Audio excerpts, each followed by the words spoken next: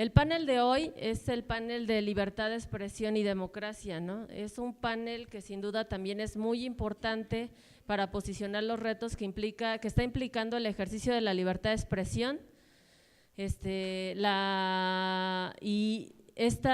derecho como un elemento central para la construcción de la democracia, ¿no?, en el país, y los desafíos que está presentando también a nivel local, ¿no? Contamos con un panel también de especialistas con amplia experiencia en el tema. Queremos incorporar ya desde aquí, a pesar de que vamos a tener otro panel donde vamos a ver el tema de perspectiva de género e interseccionalidad, y que bueno, a lo largo de los paneles se ha estado virtiendo estos temas. También aquí contamos con especialistas que traen de hecho informes justo en la materia, recién que han trabajado, ¿no?, donde analizan mucho el tema de cómo se ve el análisis de riesgo en términos de género, ¿no? Y vamos a arrancar con nuestro primer especialista, que es Rodrigo Santiago Juárez. Él es licenciado en Derecho por la Universidad Nacional Autónoma de México, especialista en Función Pública y Derechos Humanos por el Instituto Nacional de Administración Pública, diplomado en Estudios Avanzados de Derecho Constitucional y doctor en Derecho por la Universidad Carlos III de Madrid. Autor del libro Lealtades Compartidas hacia una ciudadanía multilateral, publicado por Plaza y Valdés, así como de distintos artículos de investigación en libros y revistas especializadas en México, Chile, Brasil, España, Colombia y Argentina. Es investigador nacional nivel 1 del Sistema Nacional de Investigadores y ha colaborado como secretario de estudio y cuenta en la Sala Regional Jalapa del Tribunal Electoral del Poder Judicial de la Federación, así como asesor del abogado general de la UNAM, y actualmente se desempeña como director general del Programa de Agravios a Periodistas y Defensores Civiles de Derechos Humanos de la Comisión Nacional de Derechos Humanos. Bienvenido.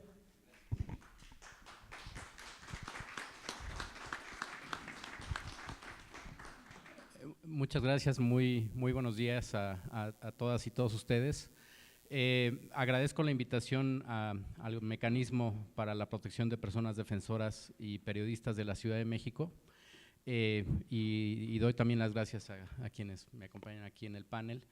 El tema de mi intervención tiene que ver con algunos conceptos sobre libertad de expresión y periodismo, sobre todo, porque creo importante en la situación que atraviesa nuestro país y ante el incremento de las agresiones contra periodistas que hemos vivido ya desde hace pues casi 2 décadas. Nosotros en la CNDH iniciamos a tener un conteo, unas cifras de agresiones a periodistas a partir del año 2000. Y a partir de ese año y hasta el día de hoy tenemos registrados a 140 periodistas asesinados en México. De esos 140, 15 son mujeres. A 21 periodistas desaparecidos desde el año 2005, y tenemos también registrados 52 atentados contra instalaciones de medios de comunicación desde 2006. ¿Qué nos dice esta cifra? Bueno, nos habla de un nivel altísimo de agresiones contra la prensa en el país, y también de un altísimo nivel de impunidad. Nosotros hace un par de años hicimos un estudio de 176 carpetas de investigación relacionadas con diversos delitos cometidos contra periodistas, y lo que detectamos al analizar esas 176 carpetas de investigación es que en la mayoría de los delitos pues no hay una sentencia condenatoria, es decir, que hay impunidad.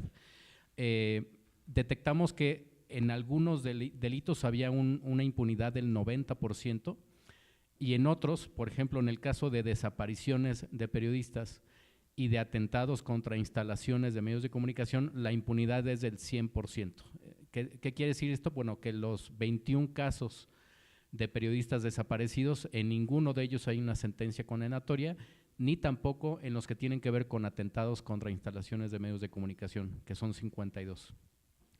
Esta impunidad pues nos refleja una actuación muy deficiente de las procuradurías y fiscalías que tienen a su cargo la investigación de los delitos, y que requiere pues de acciones de distinto tipo para remediar. Nosotros lo que siempre hemos dicho es que la impunidad pues es un caldo de cultivo, es una invitación a los agresores para seguir cometiendo estas conductas, Y lo que requiere el país para mejorar esta situación, pues es que las fiscalías tengan protocolos especializados de investigación en los delitos de agresiones en los delitos contra periodistas.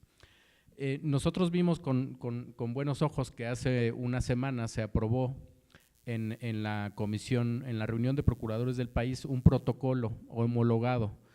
Y este protocolo homologado lo que propone pues es que en todas las fiscalías del país se hagan investigaciones que tomen en cuenta distintos elementos, pues para que cuando se cometa una agresión a un periodista, la primera línea de investigación sea precisamente la que tenga que ver con su labor, es decir, qué estaba publicando el periodista, qué estaba investigando alguna comunicadora de algún medio local, cuál pudo haber sido el motivo por el cual una persona pudiera tener algún interés en callar a esta persona o pudiera verse afectado por la información que esta persona publicaba. Entonces, creemos que a partir de este tipo de protocolos, a partir de la creación de fiscalías especializadas o de unidades especializadas en todas las fiscalías del país, pues es como se puede generar un mejor trabajo de investigación de los ministerios públicos para detectar cuál fue el motivo que llevó a una persona, ya sea servidor público o particular, para agredir a un periodista. Consideramos también, y lo hemos comentado con Artículo 19, con Lucía Lagunes de CIMAC, que también en los últimos años se ha incrementado mucho las agresiones contra mujeres periodistas. Nosotros en la CNDH hicimos una campaña hace algunas semanas, en el mes de agosto se dio a conocer, una campaña que se llama Con violencia no hay libertad de expresión, y en esa campaña dos de los spots tienen que ver precisamente con agresiones a mujeres periodistas, porque sabemos que las agresiones contra mujeres periodistas pues son distintas. Las agresiones tienen que ver con insultos y amenazas a las familias de las comunicadoras, y que la investigación de estos delitos tiene que tener también una perspectiva de género, con el objeto primero de prevenir las agresiones y una vez que se hayan cometido pues investigar y proteger a los familiares, investigar de dónde provino la agresión y proteger de mejor manera a los familiares y a las mujeres periodistas que han sido víctimas de algún delito.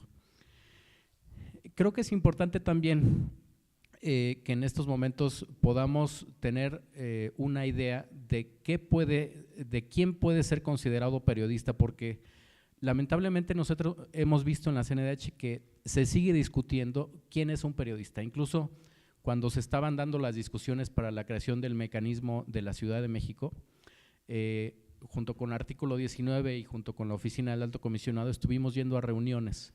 Y en esas reuniones incluso algunas personas cuestionaban que el mecanismo de la Ciudad de México o el mecanismo federal de protección a periodistas incluyera a personas que no tuvieran un título profesional o que no estuvieran trabajando directamente en un medio de comunicación. Y nosotros siempre hemos mencionado que el concepto de periodista debe ser muy amplio, es decir, no solamente incluir como periodistas o que el concepto de periodista abarque exclusivamente a aquellas personas que tengan un título profesional o que trabajen directamente en un medio de comunicación.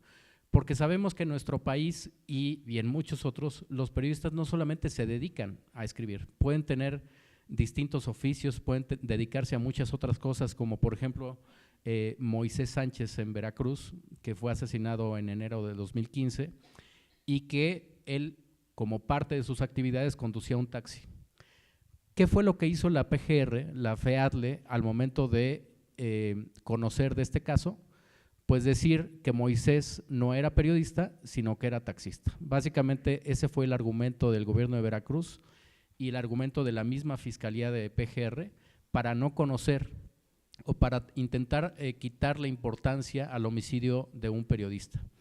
Que por cierto, entiendo que Artículo 19 ganó un amparo para que la FEADLE, a través de esa resolución, tuviera la obligación de conocer de ese caso y no desentenderse de la obligación de investigar, asumiendo o diciendo que Moisés no era periodista, sino que era un taxista. Quiero leer algunos conceptos sobre esto porque me parece importante dejar claro que para nosotros, para la CNDH y creo que para cualquier institución pública mexicana, debe de ser importante tener muy claro que los periodistas no son solamente aquellos que se dedican de tiempo completo o que tienen un título profesional. Esto, por cierto, ya había sido dicho desde hace muchos años, desde el 85, por la Corte Interamericana de Derechos Humanos al resolver una opinión consultiva planteada por el gobierno de Costa Rica. ¿Qué pasó en ese caso? Pues que el gobierno de Costa Rica tuvo que solicitar a la Corte una opinión consultiva para decir si los periodistas estaban obligados a colegiarse, es decir, a pertenecer a un colegio de periodistas para poder ejercer el cargo. Y lo que dijo la Corte en ese caso fue, de ninguna manera, tú no puedes obligar a un periodista a pertenecer a un colegio porque lo estás imponiendo una restricción indirecta para ejercer la libertad de expresión. Entonces, leeré simplemente algunos conceptos que han sido comentados y que ya constituyen estándares internacionales en la materia, que tienen que ver precisamente con esto, con quién debe ser reconocido como periodista. El primero es el del Comité de Derechos Humanos de Naciones Unidas, que en su observación general número 34 mencionó: en la función periodística participan una amplia variedad de personas, como analistas y reporteros profesionales y de dedicación exclusiva, autores de blogs y otros que publican por su propia cuenta en medios de prensa, en internet o por otros medios. El relator especial de Naciones Unidas sobre la promoción y protección del derecho a la libertad de opinión y expresión, en un informe de 2012, señaló: los periodistas son personas que observan, describen, documentan y analizan los acontecimientos y documentan y analizan declaraciones políticas y cualquier propuesta que pueda afectar a la sociedad con el propósito de sistematizar esa información y reunir hechos y análisis para informar a los sectores de la sociedad. Una definición de esta índole de los periodistas incluye a quienes trabajan en medios de información y al personal de apoyo, así como a quienes trabajan en medios de comunicación y a los periodistas ciudadanos cuando desempeñan un tiempo esa función.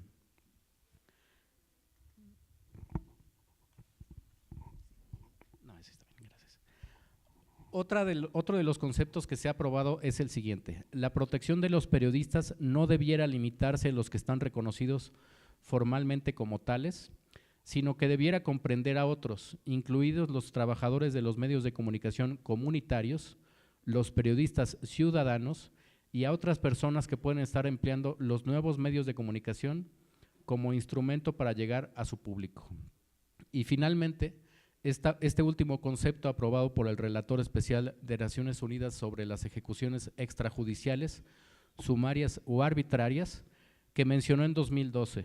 A los fines del presente informe, se adoptará un criterio funcional respecto de la cuestión de quién debe ser considerado periodista y, por consiguiente, quién merece atención especial. La definición siguiente representa una interpretación generalmente aceptada del alcance de este concepto. Por periodista se entiende toda persona física o jurídica que habitual o profesionalmente se dedica a la obtención de información y su difusión al público por un medio cualquiera de comunicación.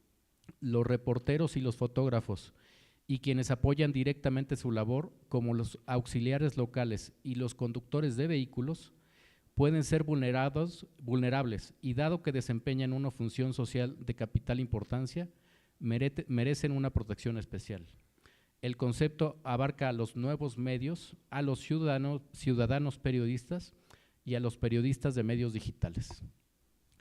Como vemos, estos conceptos, estos estándares aprobados ya internacionalmente, pues suponen un concepto muy amplio de quién debe ser considerado periodista, es decir, las personas que ya se convierten en líderes de opinión a través de la información que publican en redes sociales, un periodista comunitario, alguien como Moisés Sánchez que salía en las tardes a repartir una hoja con noticias de la comunidad, para nosotros son considerados periodistas. Y creo que esta debe ser el concepto, debe ser algo que debe de entenderse en todas las fiscalías del país, porque solo a partir de un reconocimiento amplio de quién puede ser considerado periodista, podemos entender que la libertad de expresión pues es un derecho que se ejerce por cada vez más personas y que cualquier agresión a estas personas debe ser investigada a partir de un concepto amplio de periodista. Entonces, yo me quedaría aquí, creo que a partir de este concepto y a partir de esta definición muy amplia, podemos encontrar como país pues, mejores soluciones a la violencia que estamos viviendo contra la prensa en México. Muchísimas gracias. Bueno, muchas gracias, Rodrigo. Vamos a cederle la palabra a nuestra siguiente panelista, que es Lucía Lagunes Huerta. Ella es licenciada en Periodismo con estudios en Sociología, actualmente es Coordinadora General de Comunicación e Información de la Mujer, CIMAC, y directora de la agencia de noticias CIMAC Noticias. También es integrante de la coordinación colegiada de la Red Nacional de Periodistas, editorialista en Radio Nuevo León, Radio UAT, Radio de la Universidad Autónoma de Tamaulipas y en Radio Ibero. Es creadora en las columnas Zona de Reflexión y Transgresoras. Coordina y es docente del Diplomado en Comunicación y Género de la UNAM desde 2005. Coordina la documentación y acompañamiento de mujeres periodistas violentadas por su ejercicio periodístico y es integrante del Consejo Consultivo del Mecanismo Federal de Protección a Personas Defensoras de Derechos Humanos y Periodistas, también del Consejo Consultivo del Consejo para Prevenir y Erradicar la Discriminación de la Ciudad de México y de la Red Temática Libertad de Expresión y Seguridad de los Periodistas. Promovida por la Cátedra UNESCO de Comunicación, aprobada por la Universidad de Málaga, España, también es parte de la Alianza por el Derecho Humano de las Mujeres a Comunicar, AC, asociación a la cual se le otorgó la primera concesión de uso social comunitario en la Ciudad de México. Bienvenida, Lucía. Hoy en la mañana UNESCO está haciendo una revisión precisamente sobre agresiones y violencia contra periodistas en el mundo, y lo que encontraba en esta revisión es que efectivamente la violencia contra periodistas a nivel mundial se ha ido incrementando en el último año, y me parece que aquí México tiene una buena tarea que ha hecho en materia de aponar en términos de agresiones contra mujeres periodistas. Y creo que habría que, en estos días que hemos estado reflexionando sobre lo que viene a partir de este cambio de gobierno, hacia dónde tendrían que ir los mecanismos que tendríamos que estar mirando, y una discusión que me parece importante es cómo combinamos la protección de personas y la protección de derechos humanos. El tema es que sobre todo en los mecanismos hay una lógica de proteger a las personas y no proteger el derecho, en este caso, de libertad de expresión o el derecho a defender derechos humanos. Y mientras esta lógica no cambie, me parece que tenemos un enorme reto, un reto que nos va superando en las necesidades de cualquier instancia que se cree. ¿Cómo logramos efectivamente no solo proteger a las personas, sino garantizar los ambientes necesarios políticos para que las personas podamos ejercer el derecho sin tener ningún resquemor a poder ser agredidos porque algún funcionario, algún policía, algún X no le gustó lo que publicamos y entonces se siente con efectivamente la posibilidad de tener una agresión, una sanción hacia un periodista, hacia cualquier persona que pudiera emitir una comunicación. Y me parece también muy importante que podamos revisar dónde estamos las mujeres periodistas y dónde estamos las mujeres en general en este país, sobre todo, insisto, de cara al nuevo gobierno, especialmente cuando hoy, al menos en los spots de la Cámara de Diputados, ¿no?, hablan del Congreso paritario, es decir, donde las mujeres hemos ido obteniendo puestos de decisión que no ha sido fácil, que no son donados, que ha sido parte de una lucha que hemos dado a las mujeres y que también dentro del periodismo las mujeres hemos abierto espacios. Es decir, en otros años las mujeres nos dedicamos a aquellas fuentes que se suelen llamar, digamos, humanas, ¿no? Estaba pensando en cómo decirlo, que son como los temas sociales, salud, derechos humanos, pero no habíamos entrado a otros espacios que hasta antes estaban reservados para los colegas masculinos. Y precisamente nuestro avance dentro de los medios de comunicación para poder ocupar todos los espacios nos ha colocado en un escenario público que no necesariamente se entiende que es nuestro derecho también ocupar. Cuando las mujeres periodistas somos agredidas, se cuestionan dos hechos fundamentales. Uno, si realmente somos lo suficientemente profesionales para ser periodistas, y dos, si tenemos efectivamente el derecho a estar ocupando ese lugar o tendríamos que irnos en una lógica de regresarnos a las casas y cuidar a nuestras familias. Y estas dos visiones son las que se suelen usar para agredir a las mujeres. Es decir, no eres tan buena, eres una vieja chismosa, no deberías de estar haciendo esto, sino deberías de estar haciendo lo otro, que es cuidar a las hijas o a las familias. Y aquí me parece que es muy importante reconocer, por lo tanto, el derecho de las mujeres a estar en los espacios públicos. Poder mirar de una manera mucho más amplia, no solamente el derecho a la libertad de expresión como un derecho de las y los periodistas, sino de la sociedad, me parece que es un paso fundamental. Todas las personas tenemos el derecho a opinar, pero no solamente a opinar, sino tener los medios para que nuestra opinión pueda estar en el espacio público. En este sentido, en el caso de las mujeres, no hemos tenido cumplido este derecho. Solamente un dato en materia de información noticiosa. El 24% de las noticias de todo el mundo tienen como voz una mujer. Es decir, el resto de la información sigue mirando una versión que tiene que ver desde el lado masculino y con los entes masculinos. Y esto, por supuesto, limita el derecho de las mujeres a la libertad de expresión. Por eso me parece tan importante que dejemos de pensar solamente en las personas y empecemos a mirar en una lógica de derechos humanos. No solamente al momento de la agresión, sino cómo garantizamos efectivamente que en los estados democráticos existan las condiciones necesarias para que podamos ejercer los derechos y que cuando alguna autoridad o cualquier persona violenta y atenta ese derecho, entonces la autoridad también haga lo propio en materia de justicia y en materia de investigación. Seguramente Ana Cristina hablará sobre la resolución del Comité de Derechos Humanos en materia del caso de Lidia Cacho, en donde uno de los temas fundamentales es que la investigación que siguió la Fiscalía tenía sesgos sexistas, que ese es una demanda que hemos hecho en la propia Fiscalía de Libertad de Expresión, pero también ante las diferentes instancias de cómo se debe de incorporar la perspectiva de género para poder eliminar los prejuicios sexistas que son lo que impide efectivamente que las mujeres periodistas podamos acceder a la justicia. En CIMAC hicimos una investigación sobre lo que había pasado en 5 casos de mujeres periodistas que habían ingresado a la Fiscalía entonces de atentados contra la libertad de expresión y qué es lo que había impedido que estos casos pudieran tener una resolución. En primer lugar es que no creen que es tan importante lo que ocurre con las mujeres en general. Entonces los casos pueden esperar, tienen mucho más retraso en la investigación y en la ¿cómo se llama esta parte legal cuando se arma el expediente? Gracias. En la integración de la demanda.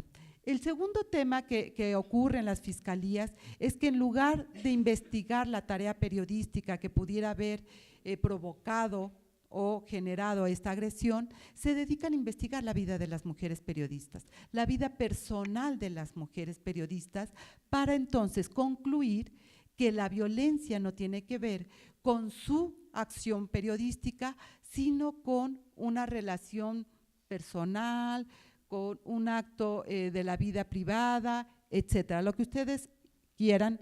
Y entonces la autoridad, con este prejuicio de que el trabajo que hacemos las periodistas no es tan importante, por lo tanto no es trascendente, por lo tanto no tiene por qué ser considerado como eje de la investigación, y el prejuicio de que a las mujeres nos agreden por cuestiones, comillas, personales, es lo que hace que la autoridad entonces desvíe efectivamente su deber y se ubique en este prejuicio que se coloca de manera permanente. Cuando hablamos de protección se suele, insisto, hablar de las personas y se habla en primer término de en este caso de la periodista, pero no se contempla todas las condiciones de discriminación que están enfrentando por el hecho de ser mujeres. No porque seamos periodistas, no vivimos condiciones de discriminación, tanto en un entorno social como dentro del medio periodístico. Y esto no se valora al momento de hacer el análisis de riesgo. Y cuando esto no se toma en cuenta, entonces las medidas o la lógica de protección que se puede tomar para esta periodista no va acorde a sus condiciones de riesgo. Y me explico. ¿Qué hemos encontrado a lo largo de estos 13 años, un poco más, que llevamos acompañando a las compañeras que son violentadas por su tarea periodística? Uno, que el propio colegas empiezan a juzgar si esa agresión que cometió la periodista, que vivió la periodista, tiene que ver con su labor, o ella, la verdad, ni era tan buena, también volvemos a este esquema, y solo lo está usando para hacerse famosa. Corrillos que ocurren dentro de los propios colegas, compañeros, impiden que haya realmente una acción solidaria del propio gremio, que respalde la denuncia de esa periodista. ¿Qué es lo que va ocurriendo? Que ella se va quedando aislada, se va sintiendo no solamente viviendo la violencia, sino va viviendo la violencia de su gremio o la violencia de su medio de comunicación. Si ella va y denuncia ante su jefe de información o ante el dueño del medio, lo que le puede ocurrir es que entonces la acusen por no saber hacer bien su trabajo y por haber cometido algo que provocó la agresión y que está poniendo en riesgo al medio de comunicación. Todos estos esquemas que se van conformando van generando en las mujeres periodistas una doble situación de aislamiento, no solamente porque la autoridad no está tomando en cuenta el papel que está jugando ella, sino porque el propio gremio y su medio de comunicación tampoco la respaldan. Eso impide que muchas de ellas logren tener contactos con organizaciones que las puedan acompañar en el proceso. Aunque es contradictorio porque muchas de las compañeras en las entidades federativas, y seguramente le pasa a la red Romper Miedos, son mujeres. Son mujeres periodistas las que están siendo los núcleos para poder tener la documentación y el registro de casos y poderlos hacer llegar a las agresiones. Pero ellas mismas colocan su propia situación en un segundo plano a favor de los otros colegas y son súper activas para entonces defender y colocar la agresión contra algún colega. Todos estos escenarios de discriminación y de una condición de género que han hecho de las mujeres las grandes cuidadoras se ve reflejada también en esta parte de las agresiones contra mujeres periodistas. Por eso me parece tan importante que los mecanismos en concreto que tienen este mandato tengan que abrir su mirada para poder dejar solo de pensar en las personas y empezar a integrar dentro de su lógica la importancia de proteger derechos humanos.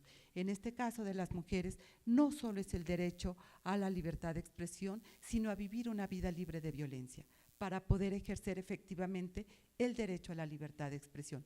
Me parece que lo que tenemos enfrente, tenemos que empezar a construir estas condiciones para garantizar efectivamente que podamos vivir todas las mujeres libres de violencia y que las periodistas podamos ejercer nuestra tarea informativa sin tener todos estos agresiones y estas condiciones de discriminación que vivimos todos los días. Y esto no es cosa menor. En medida que fortalezcamos las condiciones de las mujeres periodistas, vamos abonando a las condiciones de igualdad para todas las mujeres, porque lo que se ha mostrado es que somos las periodistas quienes solemos precisamente colocar en los medios de comunicación aquellas agresiones y violaciones a derechos humanos de las propias mujeres. Entonces, proteger y fortalecer el trabajo de las periodistas tiene un doble efecto. Garantiza también el camino a la igualdad para todas las mujeres. Muchas gracias. Bueno, pues muchas gracias a Lucía. Como verán, seguimos como en esta línea que veíamos y discutíamos ayer, la importancia y relevancia de integrar la perspectiva de género, la perspectiva también de los colectivos para cuando se hacen y implementan medidas de protección, ¿no? Pero también algunos elementos de carácter estructural que también ayer se discutían, ¿no? Que van más allá incluso de los mecanismos que tienen que ver con el tema de la impunidad, como señalaba Rodrigo, ¿no? Que es un tema muy fuerte en México y también en la Ciudad de México, ¿no? Hay que decirlo así. Entonces, bueno, pues damos pie a nuestro siguiente panelista, Jan Albert Hodgson, quien es licenciado en periodismo por la Universidad de Fontys de Tilburg, es licenciado en estudios de lengua y cultura de la Universidad de Utrecht, ambas en Holanda, vive en México desde el 2009, es corresponsal para el diario holandés Trouw y la revista estadounidense American Magazine, y ha publicado en medios como Newsweek, Washington Post y World Police Report. Desde el 2016 es el representante en México del Comité para la Protección de Periodistas, CPJ, por sus siglas en inglés. Es coautor del informe especial Sin excusa, México debe quebrar el ciclo de impunidad en asesinatos de periodistas, publicado por el CPJ en 2017. Desde el 2018 es integrante del Consejo Consultivo de Evaluación de Medidas del Mecanismo de Protección Integral de Personas Defensoras de Derechos Humanos y Periodistas de la Ciudad de México. Bienvenido, Jan. Muchas gracias.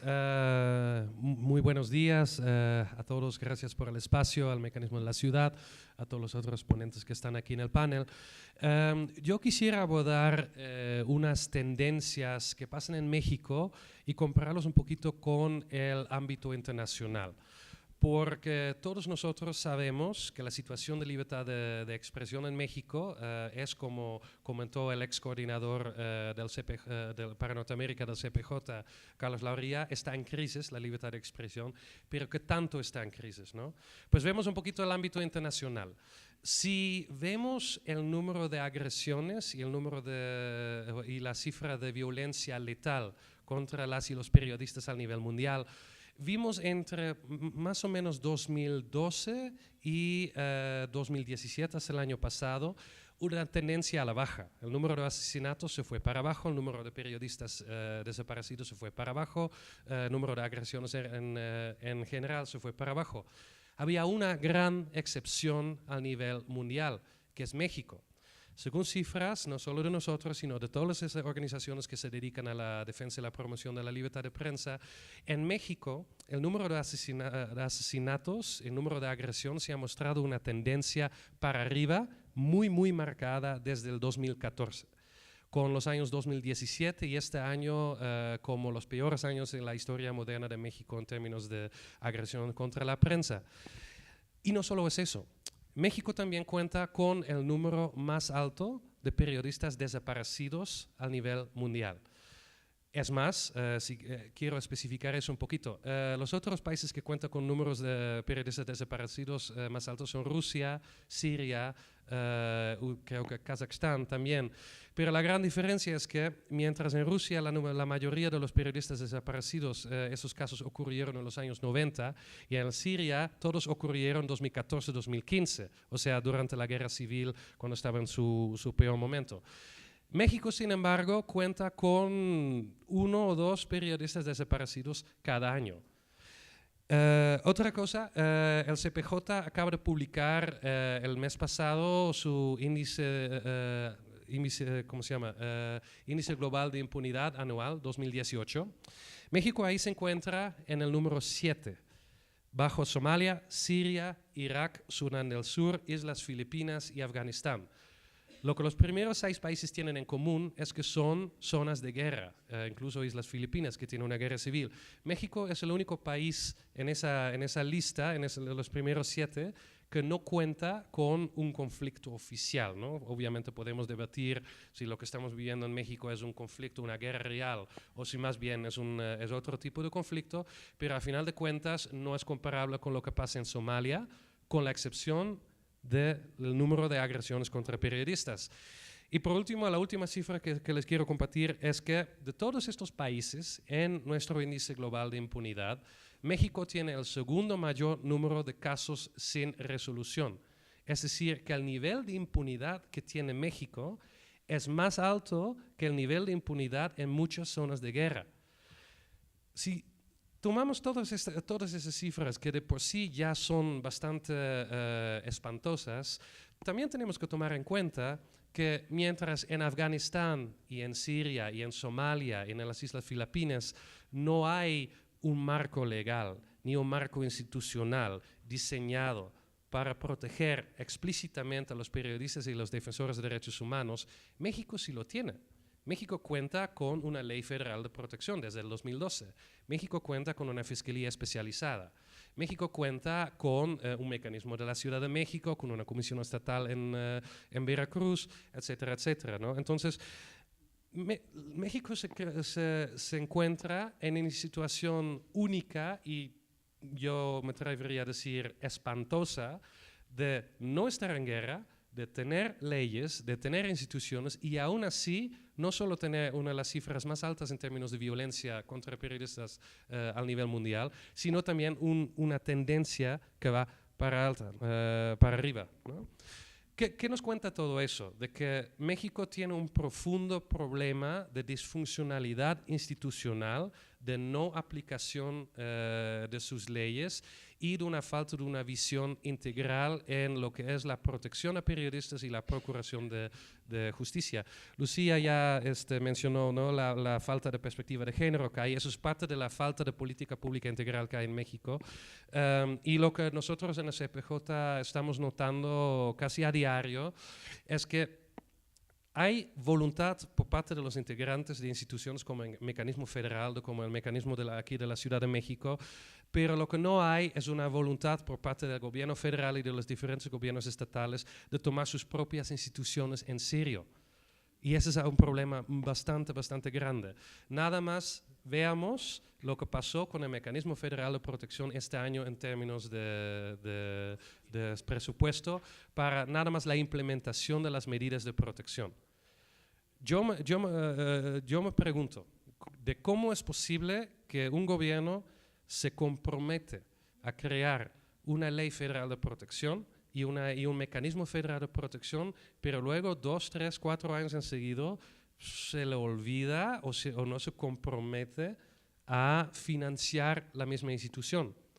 Igual, si vemos la Fiscalía Especializada para Atención a Delitos Cometidos contra la Libertad de Expresión, la FIADLE, el presupuesto de la FIADLE parece ir para abajo. Paralelamente acaba la cifra de violencia letal contra periodistas para arriba. Eso es algo bastante curioso, bastante lamentable. Muchas gracias.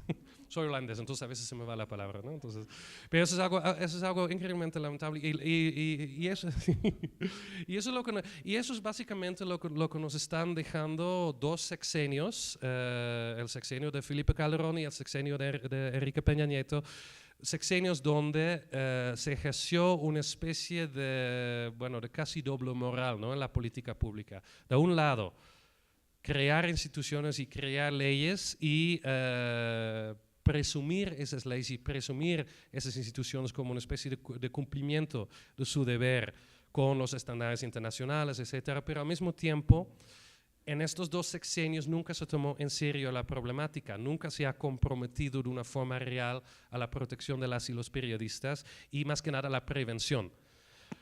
Bueno, esas son las cifras y es el reporte, ¿no?, que estamos dejando atrás después de 2 años de calderonismo y de peñismo, digamos. Y ahorita tenemos una situación muy interesante políticamente hablando. Tenemos un cambio de color político en casi todos los niveles, en casi todo el país. Un gobierno que entra, que es de otro partido, no solo en el gobierno federal, sino también aquí en la Ciudad de México, en 17 estados, en los congresos, en varios estados en términos de gobernatura. Un cambio político, un cambio de color, siempre presenta una posibilidad muy importante para cambiar el esquema. Es decir, viene gente con nuevas ideas, viene gente con una nueva trayectoria, viene gente que tiene otras lealtades y entonces lo que nosotros deberíamos esperar, la expectativa que deberíamos tener por parte de los nuevos gobiernos, tanto a nivel estatal como a nivel federal, es que vaya a haber un cambio real para atender toda la problemática que estamos mencionando aquí. Si ese cambio se va a dar, pues en este momento es todavía muy difícil de realmente analizarlo bien. Lo que sí sabemos es que la libertad de expresión y la seguridad de las y los periodistas no ha tenido un papel real durante la campaña electoral. Después de la campaña electoral todavía no hemos visto algo que podríamos considerar una política pública propuesta de forma integral, ni al nivel federal ni al nivel estatal. Es muy temprano todavía para juzgar un gobierno que ni siquiera está en funciones. Yo creo que hemos tenido una transición bastante movida, una transición única en la historia mexicana, con una constante cascada de propuestas, de diálogo, de mucha apertura. Todavía no es muy temprano para llegar a una conclusión. Pero lo que sí quiero dejar en esta ponencia es que lo que realmente necesitamos de los nuevos gobiernos en México, tanto a nivel federal como a nivel estatal, son varias cosas.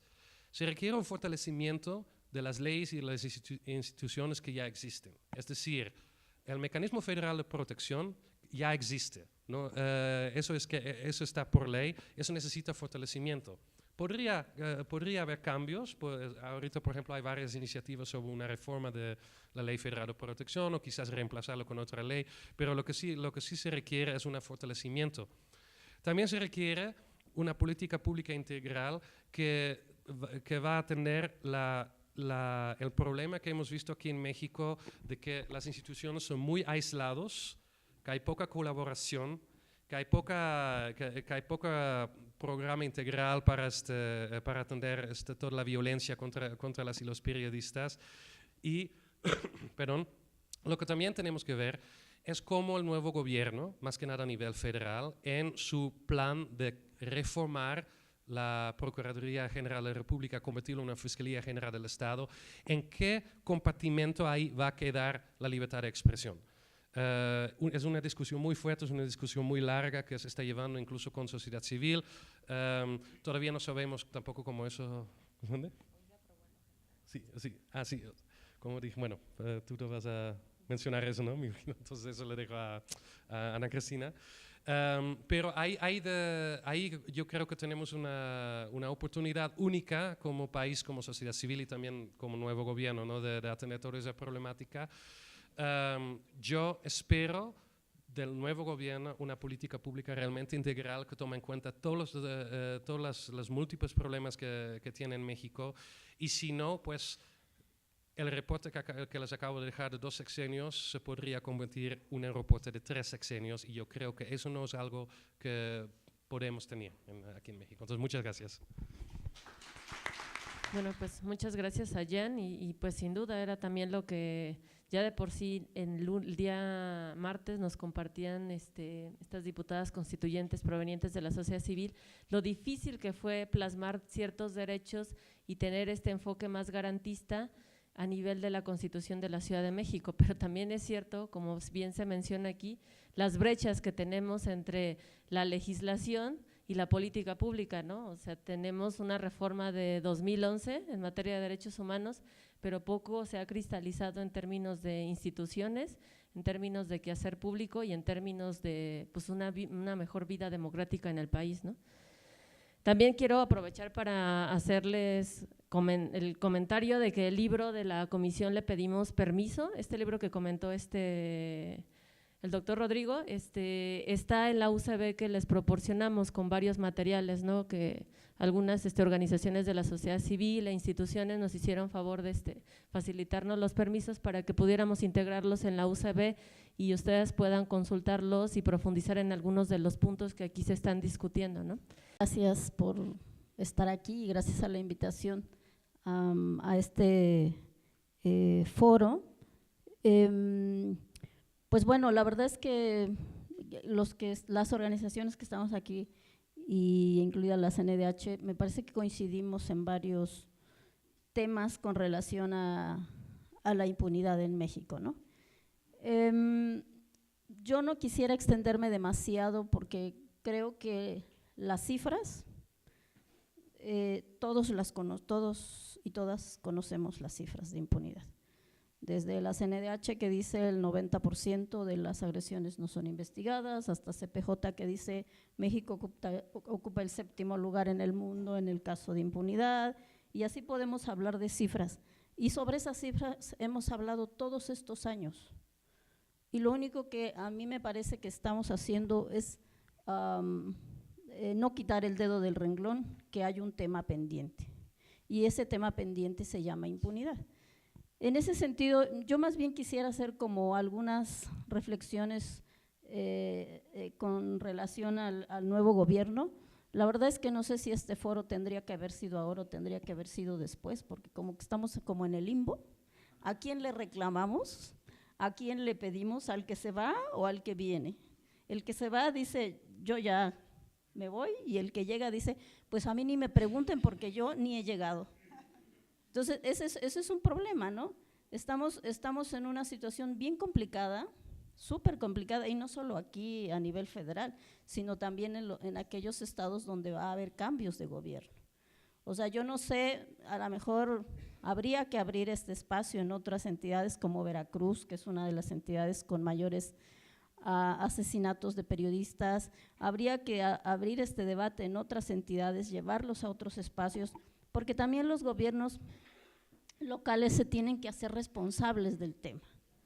Es decir, hay una responsabilidad amplia del gobierno federal, pero en el tema de impunidad todos y todas tenemos algo que ver, ¿no?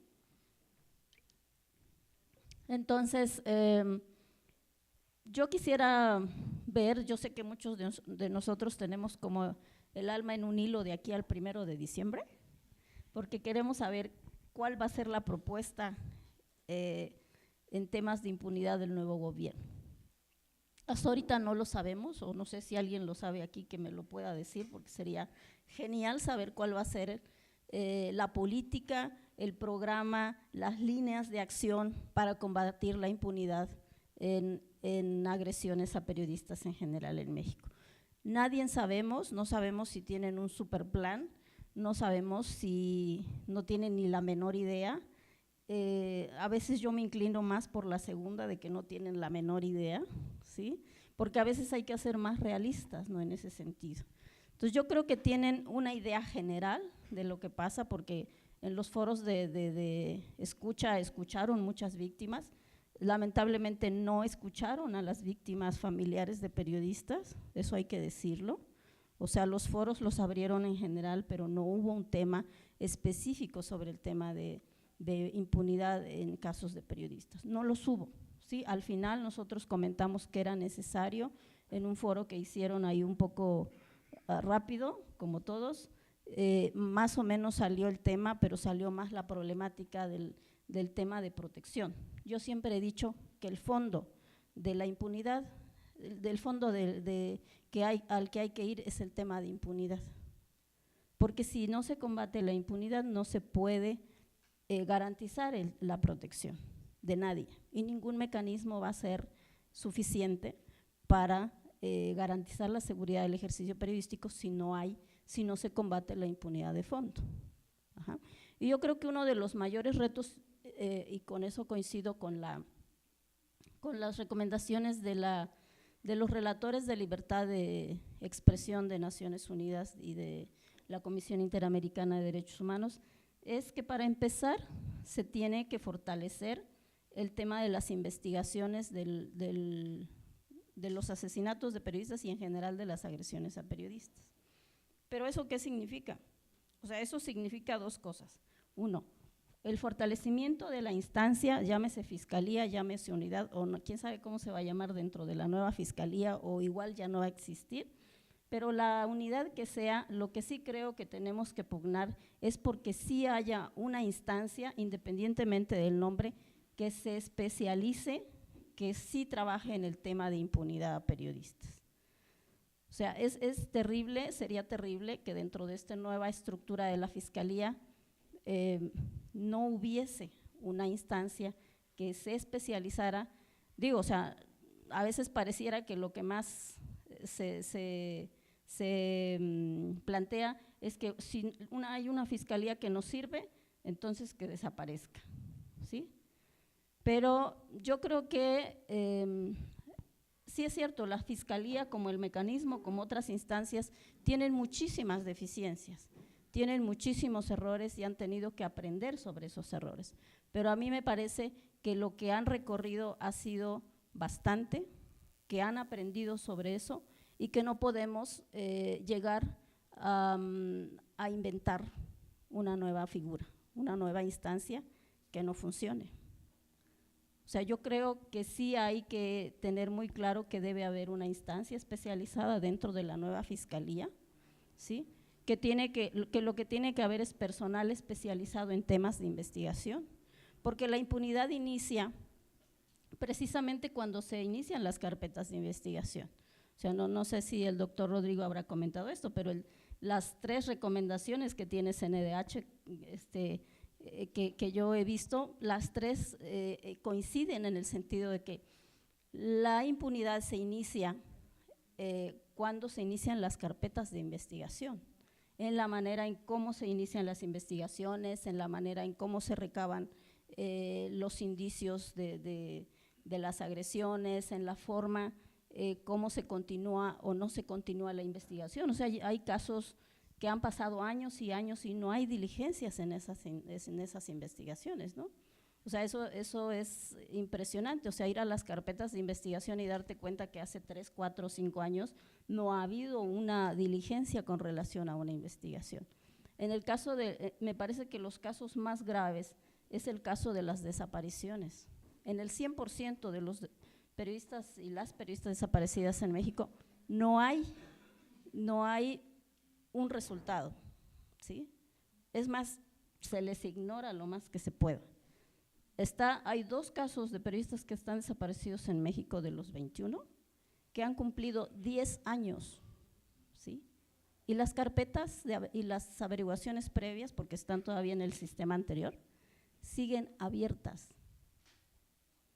¿Cómo se pueden explicar eso? O sea, ¿cómo le pueden explicar a un familiar después de 10 y de 12 años que hay una carpeta de investigación que se sigue integrando? Eso es inconcebible en un sistema de justicia.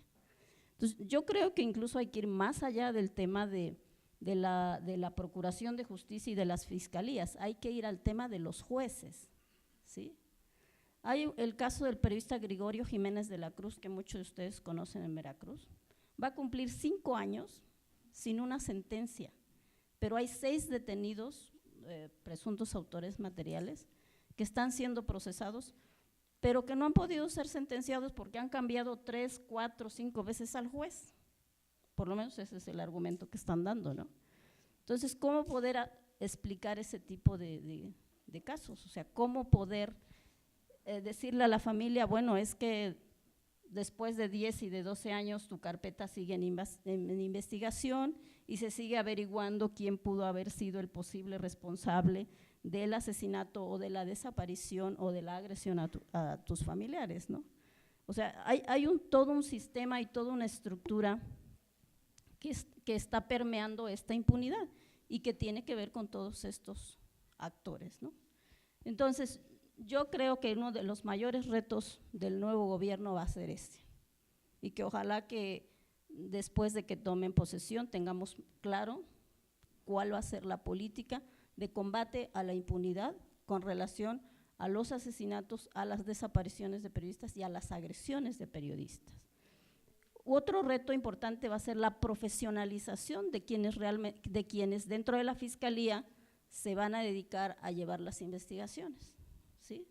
Porque tiene que ver mucho también con esa sensibilidad, pero también con la capacidad que tienen en el nuevo sistema penal, porque hay que decir que ese es otro factor que está incidiendo, que es este nuevo sistema penal acusatorio, ¿sí? Al rato no se asusten que los autores materiales de algún periodista fueron puestos en libertad, pues porque cuando se integraron las carpetas de investigación, primero, por la presión mediática se detiene a unos autores materiales, ¿sí?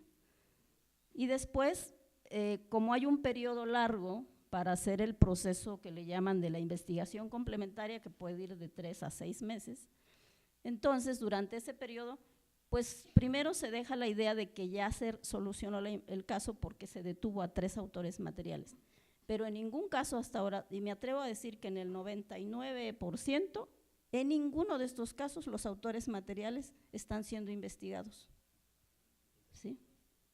Intelectuales, perdón. Los materiales, por lo menos en lo que va de 2017 a la fecha, yo ubico 6, pero puede ser que haya más de 6 casos donde se ha detenido los autores materiales, ¿sí? Pero todos esos casos están en proceso de investigación, en ese proceso de investigación complementaria que se llama ahora en el nuevo sistema penal, que pueden ir pasando meses. Entonces, el problema que tenemos ahora es que este sistema da esa posibilidad, pero también da posibilidades de que durante esa investigación o la detención de estos autores no se sustente lo suficiente la vinculación a proceso, y esto obligue a que después de 6 meses, 1 año, pues estas personas pudiesen salir, ¿sí? Entonces, estamos frente a una situación muy compleja, muy difícil, pero creo que tenemos que estar muy atentos a este tipo de cambios que se aproximan. Entonces, creo que uno de los avances, y bueno, lamentablemente se da al final del sexenio, es la creación del protocolo homologado de investigación en asesinatos de periodistas, en el que estuvimos colaborando varias organizaciones que estamos aquí, porque el protocolo establece los lineamientos, los parámetros para integrar las carpetas de investigación en los asesinatos de periodistas. Sería muy bueno, y la verdad es que yo les recomiendo que lo lean, fue publicado en el Diario Oficial de la Federación el 12 de noviembre, lean el protocolo, véanlo, difúndanlo, porque si nosotros no conocemos esos tipos de instrumentos de investigación, ¿cómo le vamos a poder exigir a la autoridad que cumpla esos lineamientos? Entonces, yo lo que creo es que hay que leerlo, hay que difundirlo, y no solo tiene que ver con el tema de asesinatos y desapariciones, tiene que ver con cualquier agresión a periodistas. O sea, se tienen que aplicar determinados lineamientos para las investigaciones. Eso es algo que tenemos que cuidar, porque lamentablemente el protocolo llega a fin de un sexenio y quien lo va a tener que aplicar es la nueva fiscalía, la nueva gente que llega a esa fiscalía. Otro punto, ya para terminar, es que además del protocolo de investigación, sí consideramos, como lo recomendó la Comisión Interamericana, es que se tiene que hacer siempre una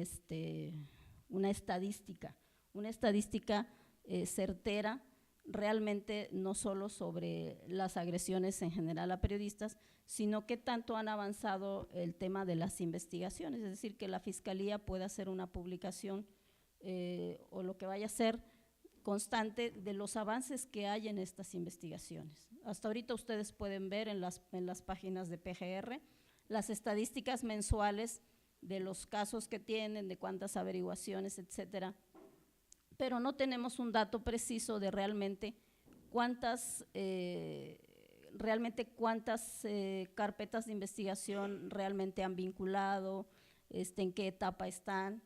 O sea, no hay muchos detalles. Creo que hay que mejorar mucho esa parte también de la información, de la transparencia de la información con relación a las investigaciones en cuanto a agresiones a periodistas en general, porque lo que ellos incluyen en su estadística solo es el tema de asesinatos y desapariciones. Incluso hace unos días yo le hacía una observación al fiscal y le decía, oiga, ¿por qué ya no aparecen o por qué ustedes desaparecieron de la estadística los periodistas desaparecidos? O sea, ¿qué es eso, no? O sea, ¿ustedes tampoco los van a tomar ya en cuenta o es que ya no existen? Entonces le digo, dice no, porque es que los integramos en la estadística que dice privación ilegal de libertad. Le digo, pues está bien, pero me parece que ustedes tienen que hacer una precisión de que estos periodistas, además de haber sido privados de su libertad, están desaparecidos. Pero si uno no lee esos informes, no se da cuenta que los periodistas desaparecidos también fueron desaparecidos de la Fiscalía. Entonces yo lo que creo es que hay que ser muy cuidadosos en eso. Entonces yo le dije, creo que ustedes tienen que hacer una observación precisa con relación en México hay 21 periodistas desaparecidos, de los que casi nadie habla. Ha de ser porque la cifra que más nos pesa es la de los periodistas asesinados, pero me parece que en la medida en que no se visibilice, en que no se diga, hay estos periodistas desaparecidos, pues también estamos contribuyendo a ese silencio en torno a las desapariciones, ¿no? Y ya no se diga en el tema de las agresiones en general.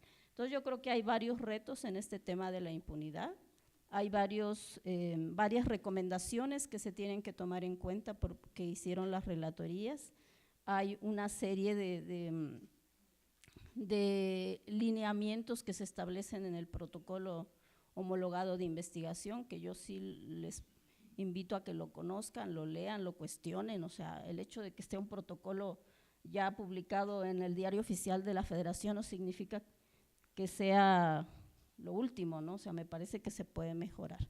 Entonces yo creo que esos son además los mayores retos que vamos a tener que ver en el nuevo gobierno, cómo se van a implementar, cómo se va a ir a una política cuando en el programa de campaña del gobierno electo había un parrafito de 10 renglones que hablaba sobre el tema de derechos humanos. Ya no se diga de libertad de expresión. Ese creo que ni apareció. Y ya no se diga, creo que el tema de género le dieron un espacio más o menos, pero en el tema de derechos humanos y de libertad de expresión no se veían por ningún lado. Entonces espero que eso no sea como un mal precedente, sino que puedan darle la vuelta a ese programa y actualizarlo a partir de que ya estén en el poder, ¿no? Pues ahí están los retos, ahí están las recomendaciones y muchas gracias. Muchas gracias al Mecanismo de la Ciudad de México y a mis colegas aquí porque me dieron mucha información con la que puedo hacer como un cierre que creo que es importante. Y quiero retomar en principio lo que mencionaba Lucía, ver el ámbito más amplio de derechos humanos desde la protección a periodistas y defensores de derechos humanos más allá de la propia persona. Y esto significa entender que lo que hace un periodista es constantemente exponernos a las realidades que hay allá afuera y que lo que hace un periodista es una amenaza contra el establishment, contra el status quo, contra quienes quieren mantener el estado de corrupción y el estado de violaciones a derechos humanos.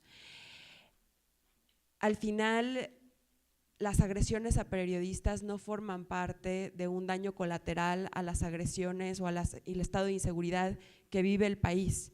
Las agresiones contra periodistas son intencionadas y tan intencionadas son que, como ha mencionado Jan, como ha mencionado Balbina, existe un nivel de impunidad que no solamente mantiene la muerte del periodista en signos de interrogación, sino también lo que el periodista estaba investigando.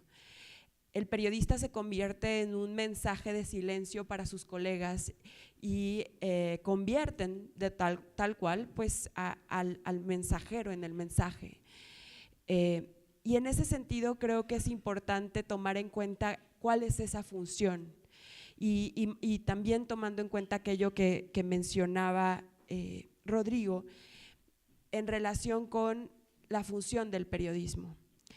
El periodismo tiene una función social y aunque poco hablemos de eso, constantemente cuando se cuestiona por qué un mecanismo de protección para periodistas y no para migrantes, o por qué un mecanismo, por qué sí a los periodistas y no a toda la demás población, o por qué si hablamos de miles de ejecuciones, de desapariciones a nivel nacional, ¿por qué se vuelven tan relevantes casi 120 periodistas asesinados y 24 desaparecidos? ¿Por qué se vuelven tan relevantes estas cifras cuando tenemos cifras espeluznantes en todo el país? Y se vuelven relevantes porque nos afectan a todos. Yo constantemente hago una mención de qué significaría un día sin periodismo. O sea, ¿qué harían ustedes? ¿Qué información tendrían? O sea, prendemos la tele y normalmente nos exponemos a las realidades de otros países, de otros estados de la República, incluso de lo que pasa en otras delegaciones de la Ciudad de México gracias al periodismo. Y eso es lo que está siendo amenazado constantemente. Si ellos son quienes nos están exponiendo a la realidad, si ellos son los que nos están alimentando para poder participar, para poder ejercer nuestras libertades, entonces nosotros nos tenemos que preocupar por eso, y en esa medida las instituciones tienen que entender el ejercicio periodístico y el ejercicio de defensa de derechos humanos, en el sentido de que la defensa de derechos humanos promueve que las libertades se sigan ejerciendo también en el espacio cívico. Creo que es importante en esa medida retomar esto que mencionaba Lucía, porque hoy por hoy, a pesar de que la ley de protección a periodistas habla de medidas preventivas, de prevención y de protección, hoy por hoy, si nada más vemos a la figura, a la persona, dejamos de ver que existe todo un entorno, todo un entramado político, sistémico, que busca que la información no llegue a la gente y en la cual los periodistas se encuentran en el centro. Y voy a hablar de diferentes mecanismos de políticas públicas, mecanismos legales y cuasi legales que generan un ambiente amenazante, intimidante, que inhibe el ejercicio de la libertad de expresión y que tendría que ser atendido en estas medidas preventivas y de prevención para los periodistas, porque ya se habló de la impunidad, ya Balbina tocó cuáles son los temas que se tienen que tocar, pero creo que es importante para aquellos que trabajan en el mecanismo que asuman esta parte, que es importante, porque mientras esta no se resuelva, va a ser complicado que haya una resolución positiva, aun cuando se dote al mecanismo de 40,000 efectivos, se le den miles de millones de pesos de presupuesto. Mientras todas estas otras cuestiones no se resuelvan, van a continuar las agresiones. Y en principio me voy a referir al contexto, al piso, el terreno al que se enfrentan las y los periodistas. En México hoy existen cada vez más leyes que se van generando para criminalizar a la prensa. Tenemos delitos todavía contra el honor, los llamados delitos contra el honor, que son difamación, calumnias, injurias, y que son utilizadas constantemente para criminalizar a la prensa. Precisamente en el caso de Lidia Cacho, el Comité de Derechos Humanos reconoce que Lidia Cacho fue perseguida y se utilizó el aparato del Estado para ir en contra de ella a través de un tipo penal que es el de difamación. El Estado justifica ir en contra de Lidia, torturarla sexualmente, difamarla, incriminarla, etcétera, y utiliza todo el aparato del Estado para ir en contra de ella. Esto es lo que permiten estos delitos. Los delitos contra el honor son lo que surgió como resolución para que se acabaran los duelos. Y todavía seguimos con estos en México. Además de esto, existen en 24 estados de la República todavía los delitos de ultraje. Los delitos de ultraje son aquellos cuando le dices a la autoridad, le gritas a la autoridad puede asumir que le estás insultando. Y en esa medida decide detenerte y probablemente torturarte y probablemente desaparecerte. Estos tipos de delitos son utilizados, los de ultraje son utilizados constantemente contra periodistas en el marco de protestas, en el marco de elecciones, cuando los periodistas tendrían que ser especialmente protegidos porque nos están contando lo que está sucediendo allá afuera. Luego tenemos otro tipo de delitos que aquí en México son muy sui generis, que se llaman los delitos antihalconeo, que criminalizan la búsqueda de información en temas de seguridad. Estos delitos lo que hacen es ir en contra de aquellos periodistas que están tratando de indagar sobre lo que está ocurriendo en la política de seguridad. Y ya ha ocurrido, por ejemplo, en el estado de Nuevo León, en el que iniciaron una denuncia en contra de un periodista, lo detuvieron por hacer una serie de fotografías del procurador, que estaba utilizando uno de sus vehículos para fines no de interés público.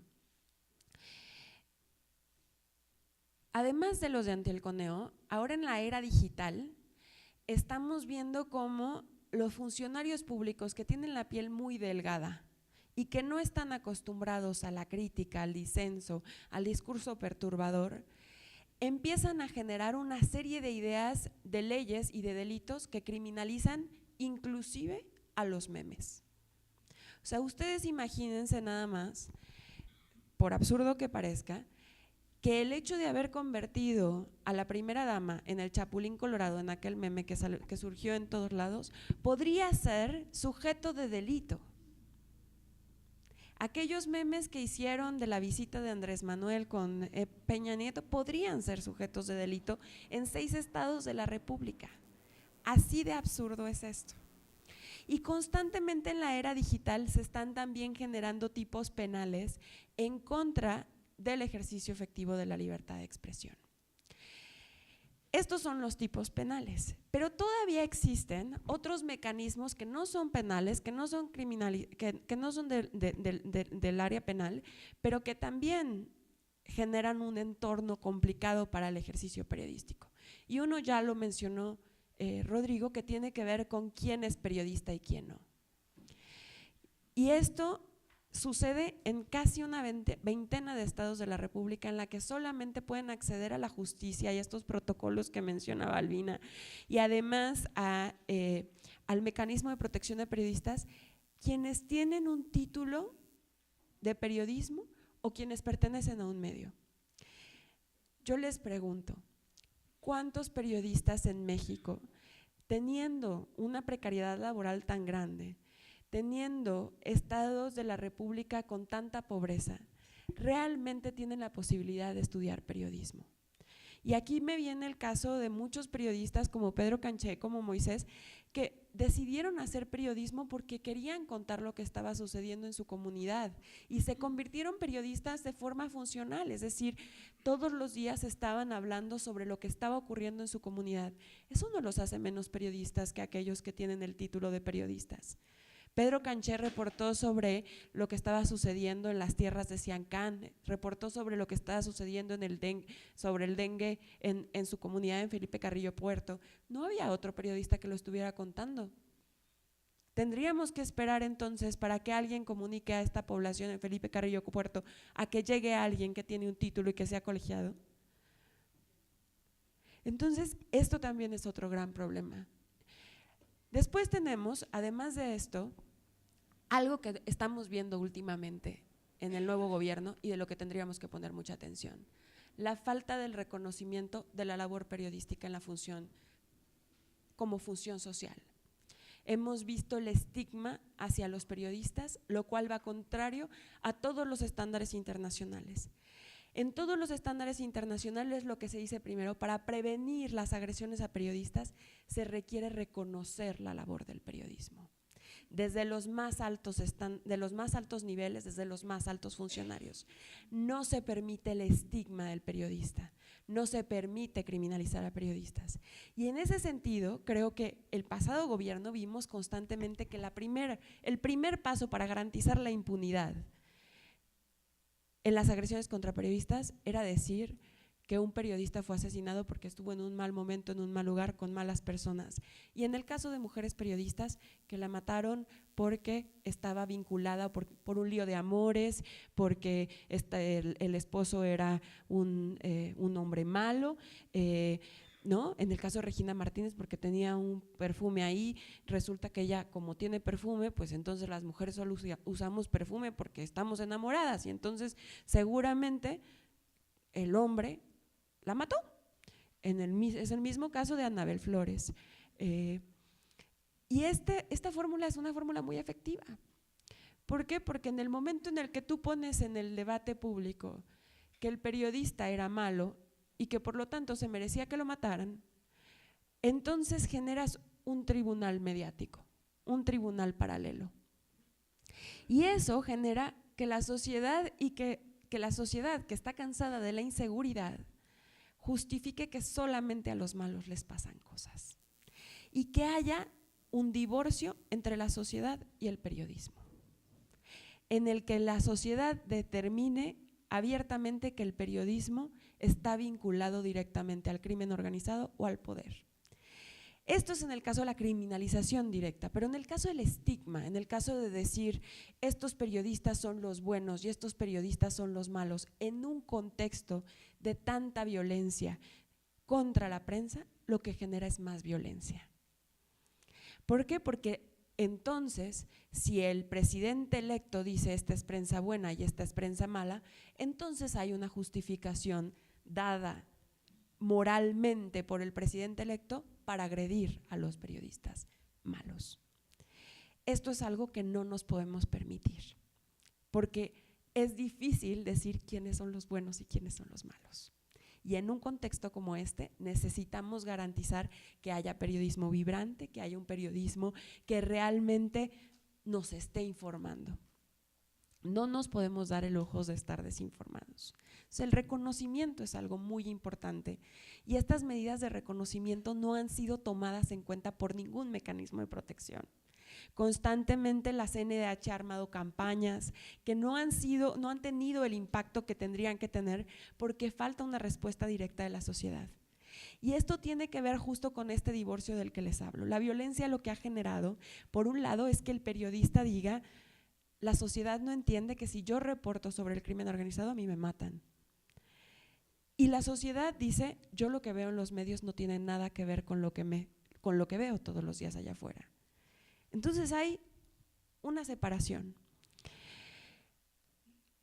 A mí me causa mucho dolor cada vez que veo que asesinan a un periodista y en las marchas siempre somos los mismos. Y cuando veo en referencia con otros países, como cuando asesinaron en 2015 a los periodistas de Charlie Hebdo, que salió 1 millón de personas a marchar y decir, esto no nos representa.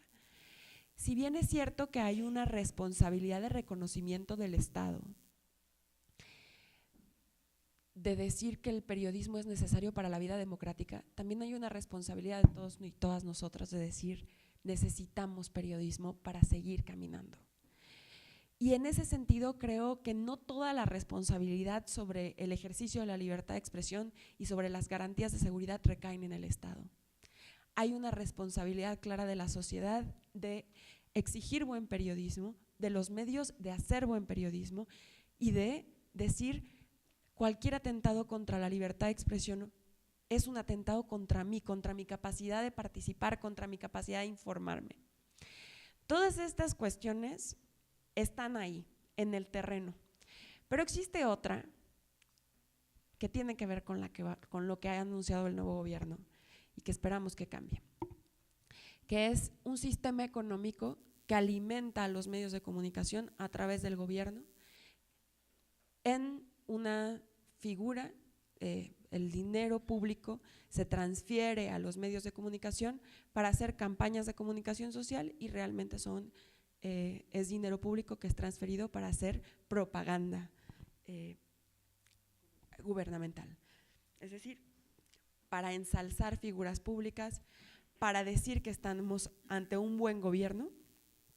Una persona me decía, sale más barato comprar a los medios que hacer un buen gobierno y yo creo que pues sí, ¿no? O sea, aquí recuerdo yo al principio cuando recién entró Enrique Peña Nieto que desapareció el narco, ¿no? En los primeros,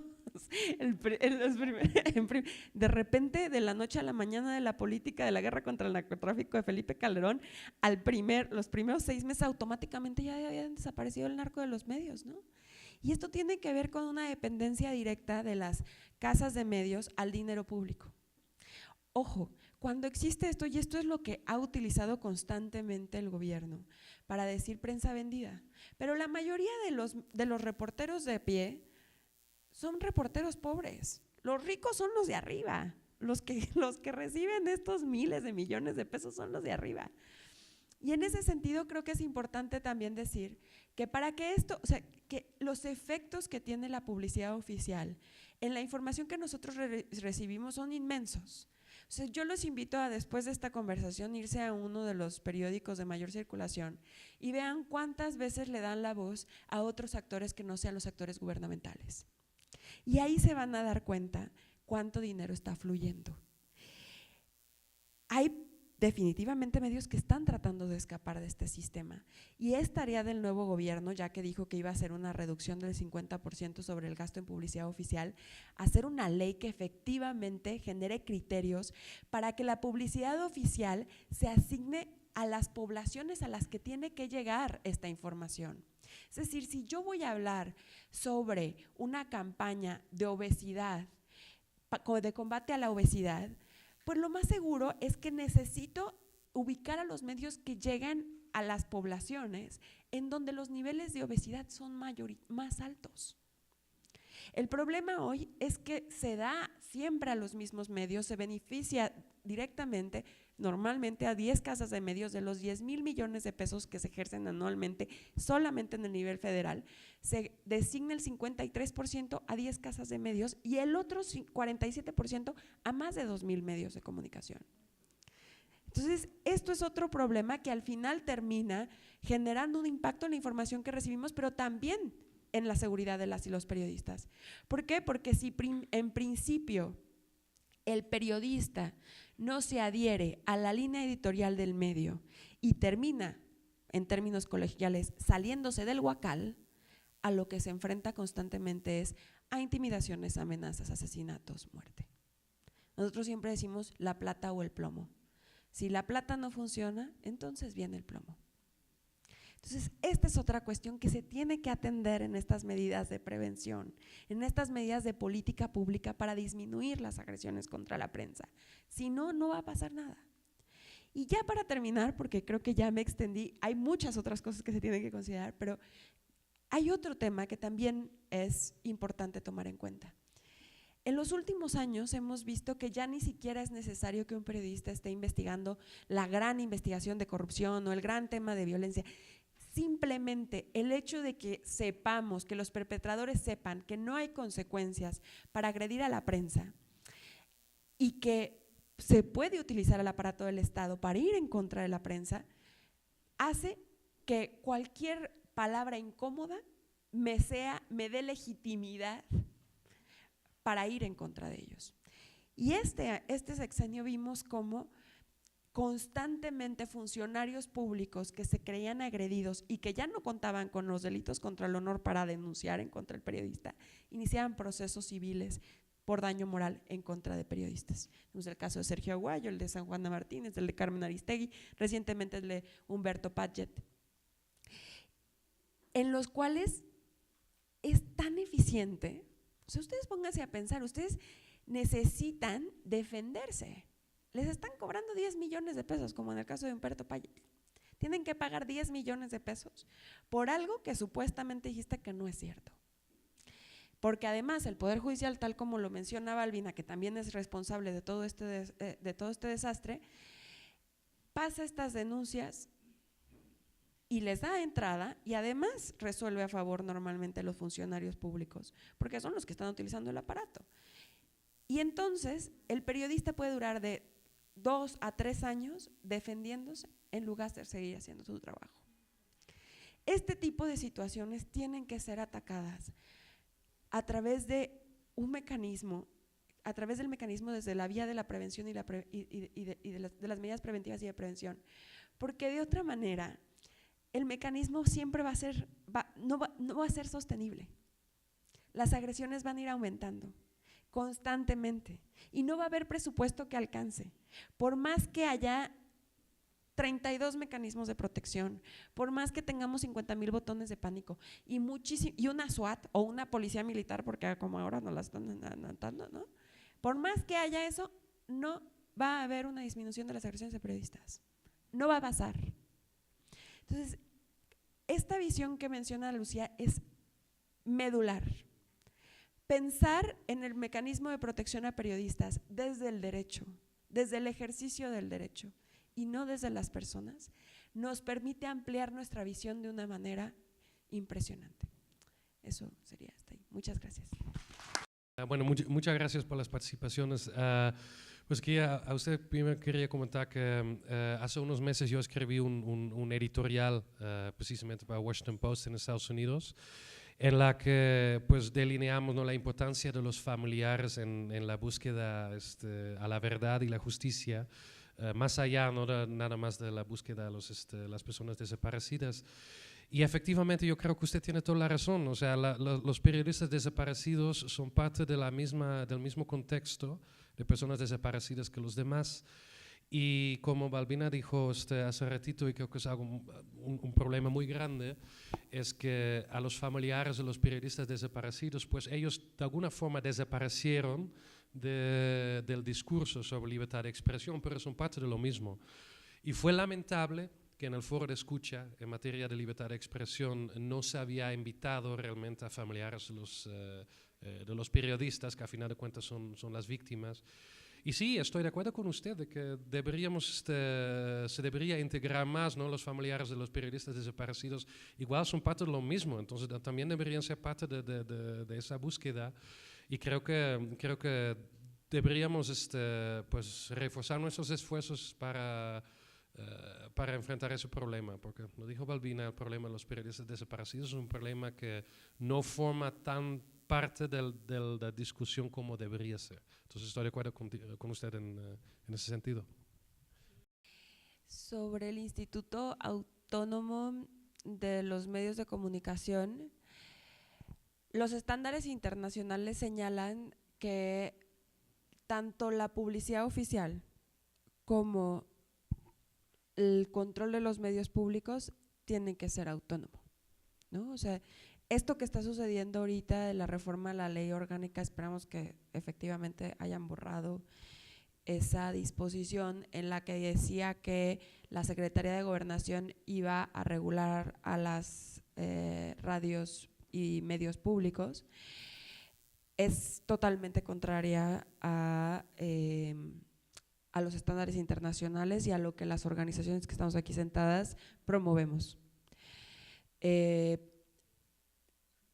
Es una regresión tremenda, ¿no? Si llegara a suceder, por un lado se controla los medios públicos a través de la Secretaría de Gobernación y por otro lado se controla los medios públicos a través de la publicidad oficial y la Secretaría de Gobernación. Entonces es algo fuerte. Existen en otros países mecanismos de subsidios para los medios privados que son transparentes, que los criterios de asignación son abiertos. Si reconocemos que el periodismo tiene una función social y que es necesario que exista periodismo en los estados de la República, tenemos que asumir que en alguna medida sí tiene que haber dinero público para apoyar el pluralismo informativo. A nivel internacional lo que se dice es que tiene que haber mecanismos de fomento al pluralismo y, por ejemplo, hay países en los que existen institutos de medios independientes, agencias de medios independientes, y de hecho hay mecanismos por medios de los cuales la propia UNESCO apoya a los países para el desarrollo de estas instituciones cuando existe la posibilidad de cooptación, ¿no? Porque muchas veces se crean estos institutos y los institutos terminan siendo tan cercanos al gobierno, aunque sean o se digan autónomos. Desde artículo 19 hemos estado promoviendo esto desde hace 10 años. Desgraciadamente ganamos un amparo el año pasado para que se regulara en este tema y en abril de este año se reguló mal. Se reguló para legalizar las malas prácticas y para garantizar que siga fluyendo el dinero arbitrariamente a los medios de comunicación. Seguimos en la batalla judicial, ahí estamos, pero no es un terreno fácil porque existe mucho dinero de por medio.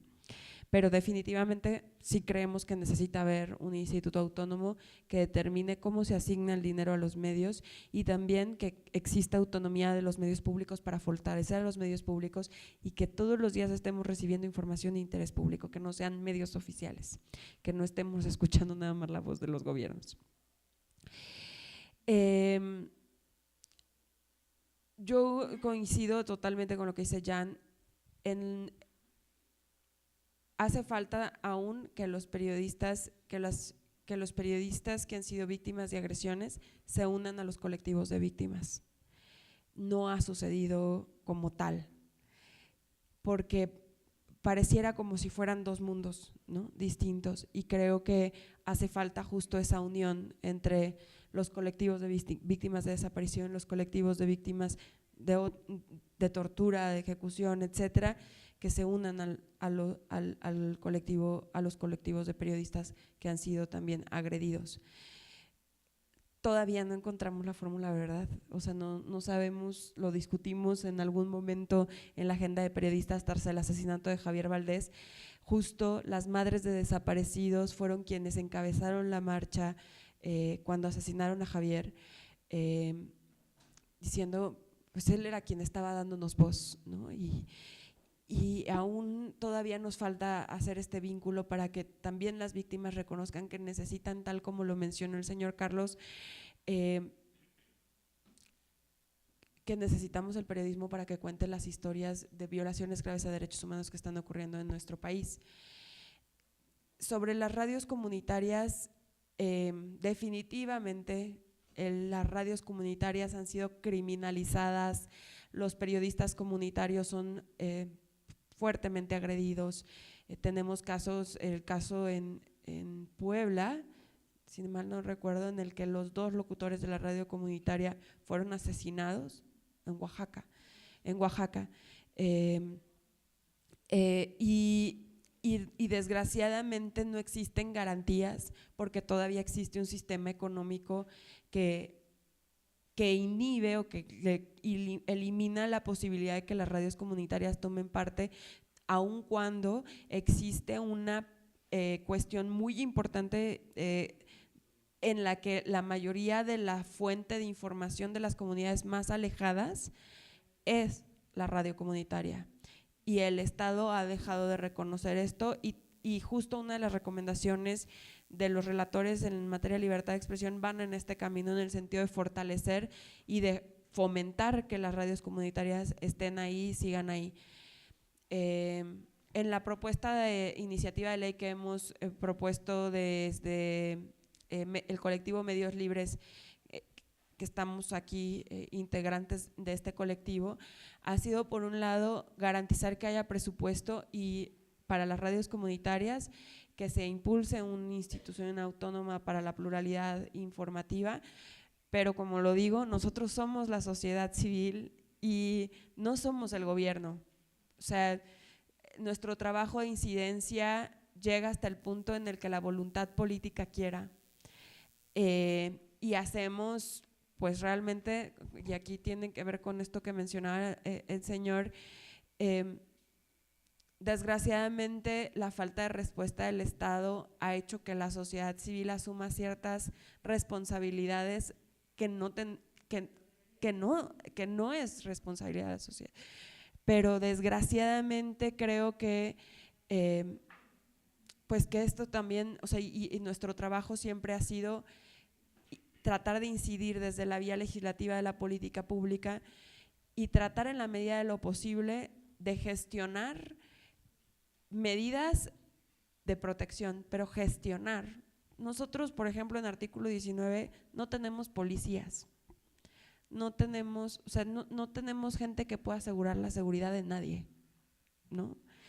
Podemos gestionar la seguridad con el mecanismo de protección, con la Comisión Nacional de Derechos Humanos, podemos hablar, pero no tenemos la posibilidad de ponerles chalecos antibalas, tenerles afuera una SWAT, ni mucho menos. Nosotros mismos somos beneficiarios del mecanismo de protección. También recibimos medidas, botones de pánico.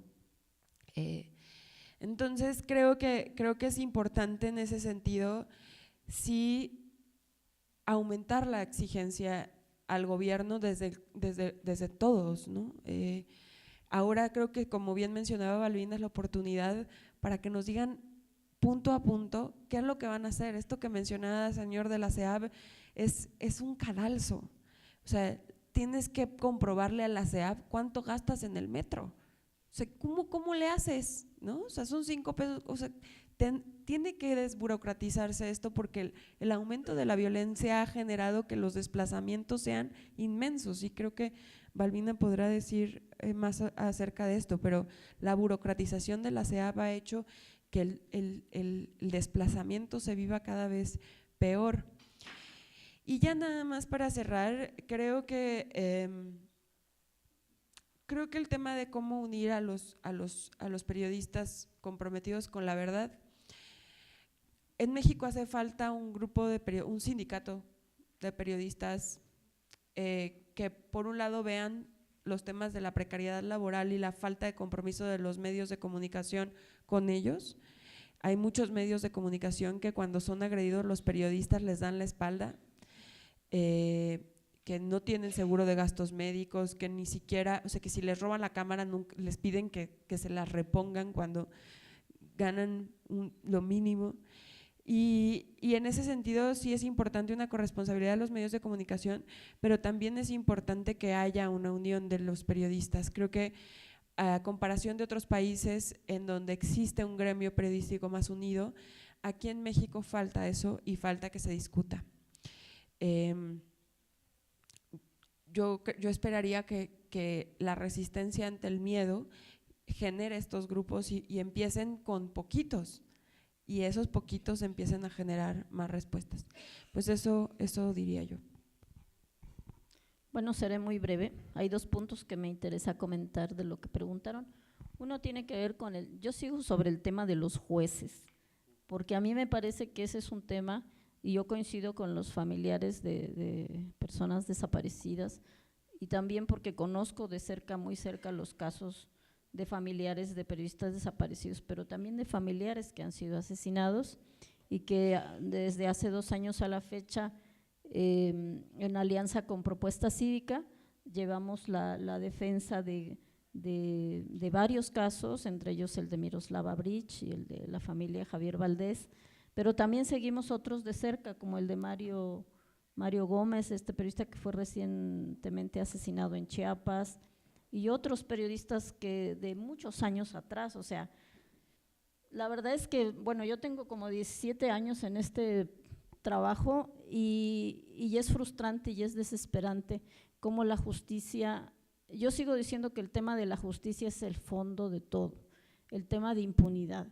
O sea, yo sé que el mecanismo, que la seguridad es importante, pero mientras no se resuelva el tema de la justicia, de la sanción ejemplar a los autores materiales, intelectuales de estos asesinatos, desapariciones y agresiones a periodistas, difícilmente vamos a cambiar. O sea, hay un sistema que tiene que cambiar, y uno de los principales sistemas, además el de seguridad que se está discutiendo mucho ahora, es el tema de la estructura y de la impartición de justicia en México, y entre eso va el tema de los jueces. O sea, los jueces, yo digo, son ese poder invisible que toma las decisiones de las sentencias o de la libertad de los autores en estos casos que han sido procesados, pero jamás sabemos quiénes son, ¿no? Jamás les vemos el rostro. O sea, yo creo que tiene que haber, sí, o sea, los conocemos los fiscales, los jueces, incluso los ministeriales que hacen las investigaciones, pero yo creo que tiene que haber un cambio de fondo. Si no cambia esto, estamos perdidos, o sea, creo que muchos de nosotros estamos fijando una esperanza con muchas expectativas hacia el nuevo gobierno, pero también creo que tenemos que hacer un buen esfuerzo, tenemos que seguir siendo vigilantes de ese poder, tenemos que seguir exigiendo que ese poder funcione, que deje de ser anónimo y que deje de ser tan omiso y tan lento para impartir justicia. O sea, la verdad es que es increíble ver casos donde dices han pasado 10, 15 años y no se pueden resolver. Eso es imposible. Y si vamos a hablar de libertad de expresión y democracia, en una democracia lo que tiene que funcionar es la justicia, que es lo que no ha funcionado hasta hoy, ¿no?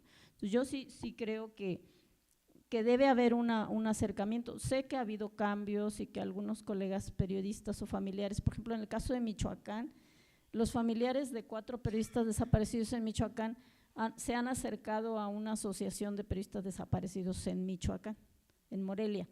Entonces es un espacio a donde yo he ido, donde se reúnen, platican, se apoyan entre ellos, se asesoran, y eso es bueno, ¿no? Porque las organizaciones, créanos, Jan y yo somos los únicos representantes de nuestras organizaciones en México que trabajamos para todo el país. Y así estamos en una conferencia y así vamos a hacer una investigación y así vamos con los familiares. O sea, es una inmensidad de trabajo. O sea, nosotros tendríamos que tener una institución como por lo menos de 50 personas para más o menos funcionar, pero no, o sea, somos los únicos que trabajamos aquí, hacemos lo que podemos y de la mejor forma que podemos, pero ustedes sabrán, trabajar con víctimas no es fácil. Llámense desaparecidos, llámense desplazados, llámense familiares de personas asesinadas, llámense víctimas de violencia. Es muy difícil, es desgastante, psicológicamente es imposible. O sea, si nosotros les llegáramos a contar, por ejemplo, porque nosotros siempre hablamos hacia allá, pero si nosotros les pudiésemos contar todo lo que vivimos, vemos, observamos, igual nos impacta eso, ¿no? Entonces, lo que quiero decir con eso es que hacemos un gran esfuerzo, lo hacemos lo mejor que podemos y con toda la pasión que podemos, pero sí es cierto, o sea, el trabajo común, conjunto, colectivo es lo único que nos puede ayudar a avanzar. Entonces, yo lo que digo es que vigilemos ese poder judicial, vigilemos esas investigaciones, es una responsabilidad de las instituciones hacer su trabajo, pero mientras nosotros no estemos ahí para mirar cómo lo están haciendo, difícilmente van a avanzar. Ahí tenemos un gran reto, eso no va a cambiar a partir del 1 de diciembre, entonces vayámonos armando de valor para iniciar un nuevo sexenio y decirles que aquí estamos, o sea, que si quieren nuestros contactos o los contactos de familiares en los estados donde ustedes están, se los damos, búsquenlos. Son familias que trabajan solas, que investigan solas, que no tienen a nadie. O sea, así como ustedes se lanzan a investigar dónde están sus desaparecidos, así se lanzaron ellos a hacerlo, ¿no? Y después de 10 años unos siguen y otros han decidido ya no seguir. Y eso es muy respetable por parte de nosotros, porque las desapariciones son lo más terrible que hay en este país. Todo es terrible, el desplazamiento, el asesinato, pero la desaparición es terrible porque no están, simple y sencillamente no están. Entonces, yo siempre he dicho que ese es uno de las situaciones más dolorosas del país que se tiene que enfrentar. Ajá. Y tenemos que hacerlo todos desde nuestras trincheras, ¿no? Y en ese sentido, contesto al compañero que preguntaba, ¿cuál es el impedimento para la organización de periodistas? No hay ningún impedimento. O sea, yo siempre les digo, organícese, así sean 3, así sean 4, así sean 5, pero organícense.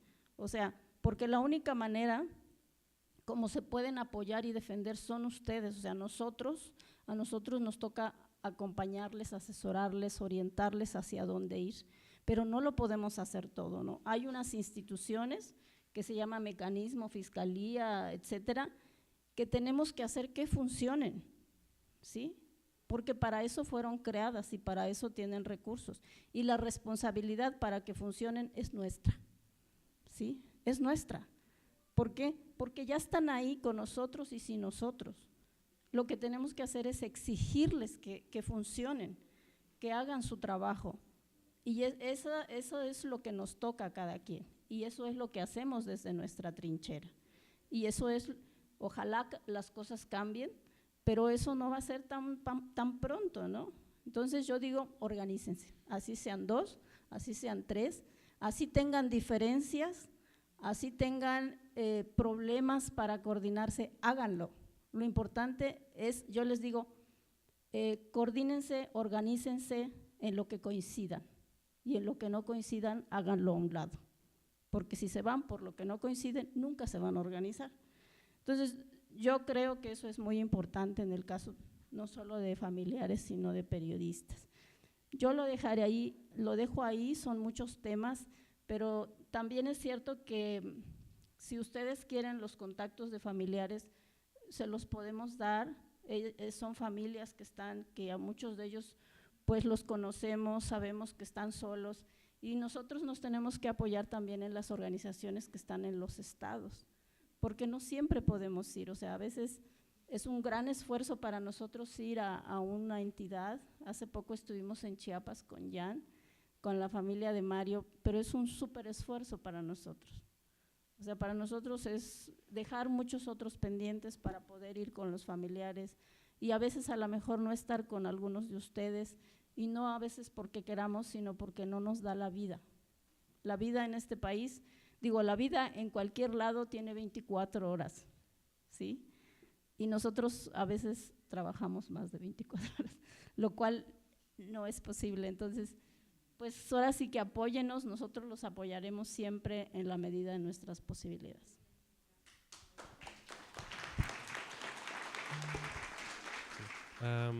Yo nada más quería muy brevemente comentar algo porque obviamente llama mucho la atención, ¿no?, la cuestión que usted comentó de los jueces. Pero algo que nosotros, la CNDH, Reporteros Sin Fronteras, Artículo 19 y CPJ, lo que nosotros hemos notado también es que cuando se habla de impunidad, muchas veces se habla de como de las primeras 24, 48, 72 horas de un caso, ¿no? Como mencionó Babina, hemos hecho varios viajes últimamente visitando fiscalías estatales, pidiendo informes sobre investigaciones. Y nos estamos dando cuenta que aparte de una falta de voluntad, también el problema de la capacitación del personal, de los policíaco, personal de la fiscalía, sigue siendo un tema increíblemente importante porque, por ejemplo, en Quintana Roo nos percatamos de 2 casos de que no había una falta de, no necesariamente había la necesidad de la fiscalía local de no investigar, o sea, no tenían una motivación, una incentiva para no investigar. Lo que vimos allá fue una falta de capacitación, de conocimiento básico por parte de los MPs y de los policías, que francamente, después de estar 10 años en México, me sigue espantando de vez en cuando. Las diligencias más básicas que simplemente no se desempeñan, las cosas más básicas que no se hacen.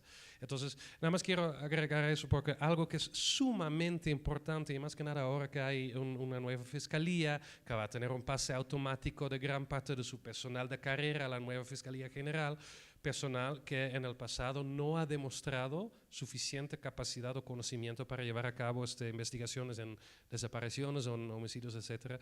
Yo quiero dejar en la mesa de que necesitamos de seguir esta discusión sobre el problema de la capacidad del personal en México, porque puedes tener los mejores jueces del mundo, el mejor fiscal del mundo, puedes tener toda la institución, pero si el conocimiento más básico del personal de la policía y de la fiscalía de inicio no está funcionando, y sabemos que en el nuevo sistema de justicia oral los jueces exigen muchísima más carga de evidencia que anteriormente lo hacían, entonces el riesgo de más impunidad existe. O sea, no es una cuestión de que seguimos en lo mismo, seguimos como ya se comentó aquí, ¿no?, de que en el futuro podríamos ver muchos detenidos que salen a la calle porque las primeras 24, 48, 72 horas la policía y los fiscales simplemente no hacen su trabajo, ¿no? Entonces, creo que esa parte lo tenemos que seguir viendo y enfatizando porque la raíz, la semilla de la impunidad empieza ahí.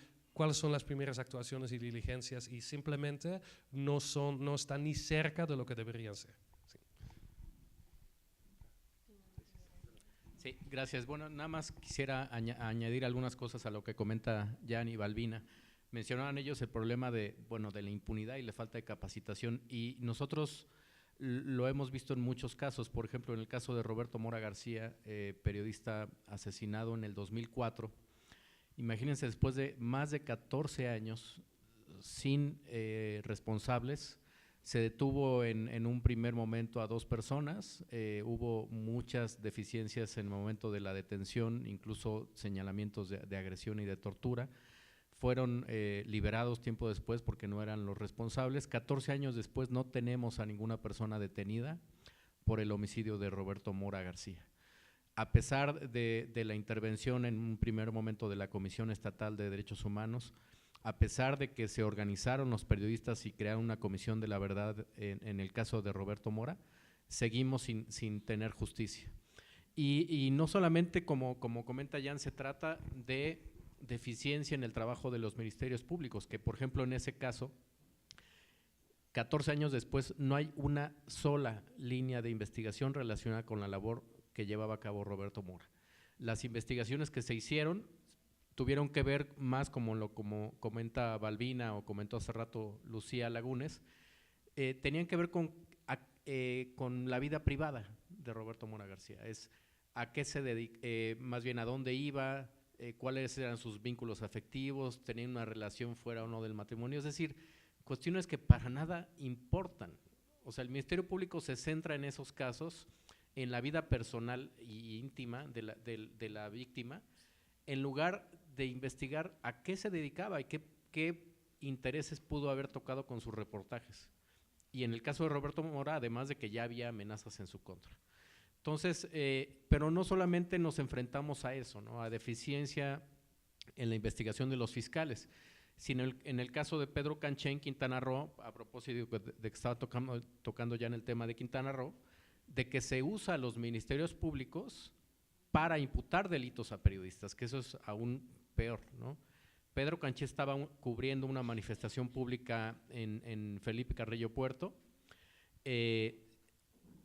La empresa de agua potable donde se estaba llevando a cabo la protesta presenta una denuncia por sabotaje.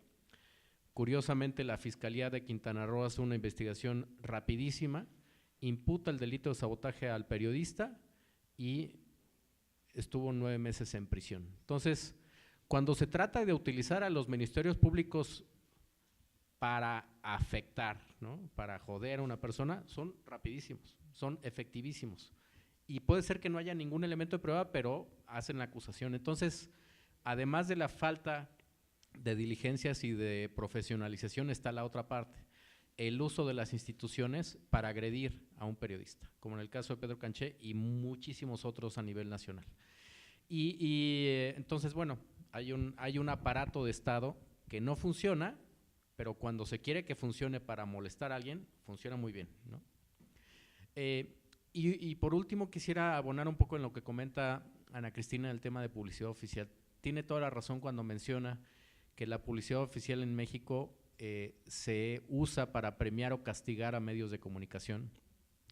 Fundar y Artículo 19 presentaron, como ella comentó, un amparo por la falta de regulación, la falta de legislación en materia de publicidad oficial, y la Corte resolvió en noviembre del año pasado precisamente obligando al Congreso para legislar en la materia. En ese contexto, la CNDH en marzo de este año, la CNDH emitió un informe sobre asignación de publicidad oficial, donde nos dimos a la tarea no solo de investigar a nivel nacional a partir de solicitudes de información a la Secretaría de Gobernación y de dos precedentes que ya teníamos nosotros, en el caso de 2 revistas, Contralínea y Proceso, donde ya teníamos 2 recomendaciones donde hacíamos mención de la falta de regulación de publicidad oficial y de lineamientos que tiene la SEGOP que se usan precisamente para premiar o castigar. Nos dimos también a la tarea de pedirle a las 32 entidades federativas y lo que encontramos fue desastroso, o sea, no hay una sola normatividad objetiva, clara y transparente de cómo se asigna ese dinero. Los gobiernos estatales lo asignan simplemente de quién publica la información y de cuál es tu línea editorial. Y si tienes una línea editorial crítica, te castigo y te quito la publicidad, así de simple, ¿no? Entonces, esperamos que este cambio de gobierno suponga también un cambio en la ley, bueno, que esta ley, además de que se derogue, pues que salga una nueva ley, pues que sí contenga los criterios y los estándares a los que ha hecho referencia Ana Cristina.